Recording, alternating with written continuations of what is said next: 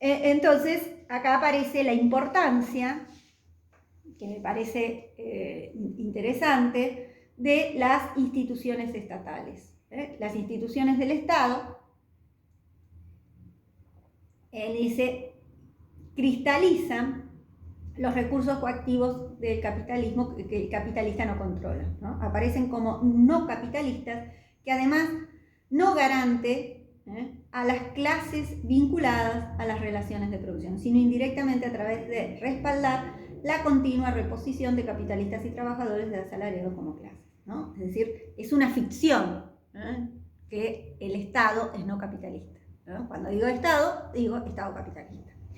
¿Y por qué? Bueno, y como todas las instituciones que el Estado crea para cristalizar ese poder y ejercer ese poder, son instituciones que mantienen esta dominación. Dentro de esas instituciones va a estar, obviamente, la educación, porque tiene que ver con algo... bueno, después se mete entre lo público y lo privado, que me parece interesante, ¿no? Dice, esta escisión aparente entre sociedad y Estado es otra especificidad del capitalismo, que insistimos, tiene fundamento real en la diferenciación de un tercer sujeto social que presta un respaldo, que esto lo había primariamente. Ella implica una paralela escisión entre lo privado y lo público. Los sujetos de la sociedad civil son las partes privadas, las instituciones estatales son encarnación de lo público, ¿no? Siempre doy el ejemplo del contrato.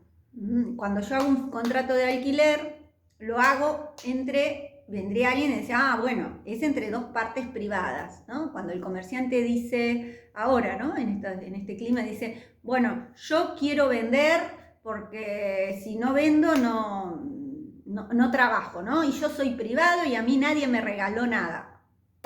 Bueno, genial. Estás en tu derecho de querer trabajar y demás, pero hay una cuestión que es mayor, que es los muertos no compran, ¿no? Podríamos decirle al señor. Entonces, cuando aparece este contrato entre dos partes privadas, teóricamente, ¿no? Yo hago mi contrato de alquiler y el dueño de la vivienda hace el contrato de alquiler y dicen, bueno, ¿qué se requiere? Lo hago dentro de parámetros legales.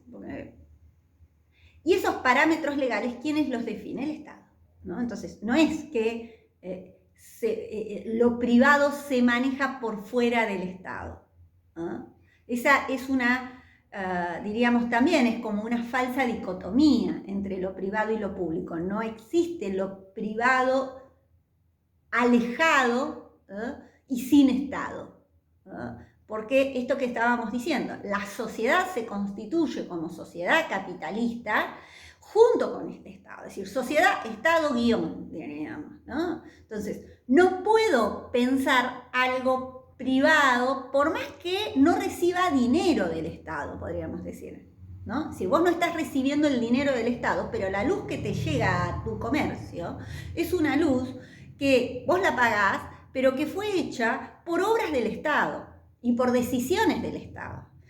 La mercadería que vos recibís vino transportada por rutas que las hizo el Estado, generalmente en los momentos de los estados benefactores, no en los estados liberales o que pretenden ser liberales, ¿no? La persona que te va a consumir, y más en nuestra comarca, son personas que trabajan en el Estado, ¿no? Entonces, ¿tan alejado estás del Estado? ¿Te quejas solo por el pago de impuestos? ¿Tus hijos no van a una escuela del Estado? Y van a decir, no, le pago porque va a la... Bueno, las escuelas que tenemos acá están subvencionadas por el Estado, ¿no? Se subvenciona lo que se dice educación privada. Privada, no tenemos. Hay lugares en Capital y las cuotas son altísimas, pero el resto de las escuelas están subvencionadas. Y más en esta pandemia, todos han tenido, se ha dado para la subvención de las escuelas privadas.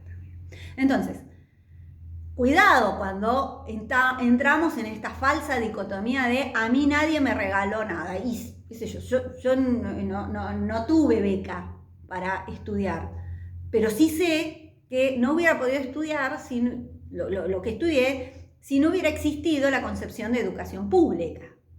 Si hubiera tenido que pagar una educación privada, bueno, miren el caso de Chile, ¿no? Que en otra asignatura con otra carrera lo mencionan como un gran ejemplo. Todavía piensan que es un gran ejemplo económico.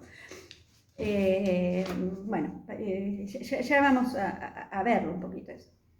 Bien, entonces, eso es algo que me parece importante. Y después, cuando ya se mete con estas instituciones y la función que cumplen las instituciones. Y dentro de esas instituciones capitalistas, me parece interesante que puedan recuperar, y con esto es lo último que les digo, esta idea de...